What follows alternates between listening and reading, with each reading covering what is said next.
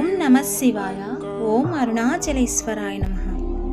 అరుణాచల గిరి ప్రదక్షిణలో భాగంగా మోక్ష మార్గం ఎక్కడ ఉంది?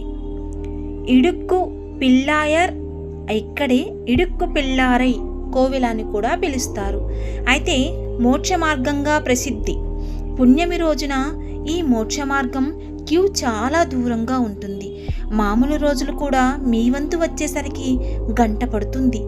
తమిళ సూపర్ స్టార్ రజనీకాంత్ భార్య ఈ మోక్ష మార్గం నుంచి వచ్చిన దగ్గర నుంచి మహా ప్రసిద్ధి పొందింది.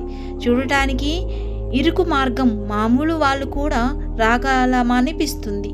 కొద్దిగా లావుగా ఉన్న వాళ్ళకి తాము రాగలమా అని సందేహం కలుగుతుంది. అయితే ఏనుగు పిల్ల కూడా ఈ మోక్ష మార్గం నుంచి వచ్చింది. ఎంత లావుగా ఉన్నా వచ్చేస్తుంటారు. దీన్నే ఒక గొప్ప గణిత సాధువు నిర్మించాడన్నది చెబుతారు. మనిషి లావుతో సంబంధం లేకుండా లోపల అస్థిపంజరం సకల మనుష్య కోటికి ఒకేలా ఉంటుందని ఆయన గణిత సిద్ధాంతం నిజానికి అతి నిజమే. ఎంత లావుగా ఉన్నా వచ్చేయచ్చు. టెన్షన్ పడకుండా వచ్చేయండి. ఈసారి ఎదుట వాళ్ళు ఎలా వస్తున్నారో బాగా గమనించండి. హాయిగా తేలిగ్గా ఆ అరుణాచలేశ్వరుని స్మరిస్తూ వచ్చేయండి. ఆది అన్నామలై ఆలయం దర్శిస్తే మంచిదా? ఈ ఆలయం గిరి ప్రదక్షిణలో వస్తుంది. అయితే కొద్దిగా లోపలికి వెళ్ళాలి. చాలా పెద్ద ఆలయం, తప్పనిసరిగా చూడాల్సిన ఆలయం. ఖచ్చితంగా మీరు ప్రదక్షిణలో ఆటోలో వెళ్తుంటే ఈ ఆలయానికి వెళ్ళాలని చెప్పండి. లేదంటే తెలిసిన వాళ్ళు అడిగి వెళ్ళండి. సాధ్యమైనంత వరకు ఎన్ని ఆలయాలు అని అడిగి ఆటో ఎక్కండి. స్థల మహత్యము విషయానికొస్తే బ్రహ్మ విష్ణువులు శివుణ్ణి తేజోలింగంగా ఉండమని ప్రార్థించారు. అరుణాచలేశ్వరుడు ఈ ఆది అన్నామలై ఆలయం గూర్చి ఆ అరుణాచల పురాణంలో ఉంది.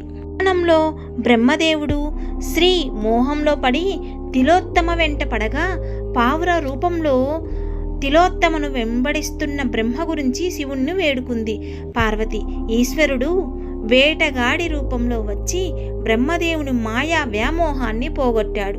ఆపై బ్రహ్మదేవుడు సృష్టికర్త తన తప్పు తెలుసుకొని చేసిన పాపానికి దోషానికి అరుణాచలేశ్వర లింగాన్ని ప్రతిష్ఠించి పూజించి ఆ పాపాలను దోషాలను పోగొట్టుకున్నాడు బ్రహ్మదేవుడు. పిరమిడ్ ఆలయం కూడా దర్శించాలి. తిరునేరి అన్నామలై ఆలయం అని కూడా పిలుస్తారు. ఇక్కడ అమ్మన్ మహాతపస్ చేసింది. ఇక్కడ పరమశివుడు వృషభం మీద అమ్మవారిని దర్శనమించారు. ఈ ఆలయం కూడా మీకు గిరి ప్రదక్షిణలో వస్తుంది. రేపటి రోజున శ్రీ రమణ మహర్షి ఆశ్రమం అద్భుతమైనది. దాని గురించి చర్చించుకుందాం, చెప్పుకుందాం. ప్రతిరోజు అరుణాచలేశ్వర స్వామి గురించి చెప్పుకుంటున్నాం. ఆ అరుణాచల స్వామి అనుగ్రహం మన అందరికీ ఎల్లవేళలా ఉండాలని మనస్ఫూర్తిగా భగవంతుణ్ణి కోరుతున్నాను. ఈ వీడియో మీకు నచ్చినట్లయితే తప్పకుండా షేర్ చేయండి, కామెంట్ పెట్టండి, లైక్ ఇవ్వండి. సర్వేజన